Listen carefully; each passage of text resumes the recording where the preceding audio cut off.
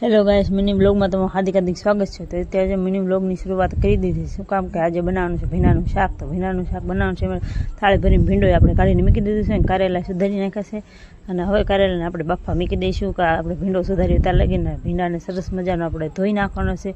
મસળીને ધોઈ નાખ્યો છે ને હવે આપણે ધોઈને પછી સરસ મજાનો એને કપડામાં લૂખી નાખશું। તો સરસ મજાનો ભીંડો આપણે જો કટિંગ કરી વાળ્યો છે અને આપણે હવે એને મસાલામાં સરસ મજાનો મસાલો ભરી વાળશું ને તો આપણે હવે મસાલો થઈ ગયો છે રેડી અને કારેલા બફાઈ ગયા છે। તો પછી આપણે જો આવ્યા હતા રસોડામાં ને ટીંડોળા ભાડા તો બેઠા પડ્યા હતા, આપણે ભરી વાળા થાળીમાં ને પછી આપણે મસાલા સરસ મજાનો બનાવી નાખ્યો છે મસાલો ભજીયા ખાંડીને મસ્ત બનાવ્યો મસાલો।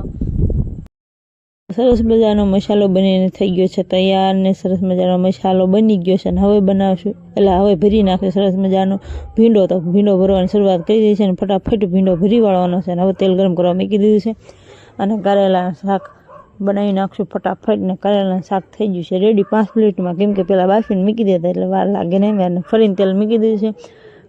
ભીંડો આપણે થઈ જશે, ભીંડાનું શાક તૈયાર ને જો મસ્તી કરવા માંડ્યા છે આવીને અને હવે આપણે ભીંડાનું શાક મસ્ત સરસ મજાનું કકડાવા મૂકી દીધું છે તો સરસ મજાનું બની ગયું છે।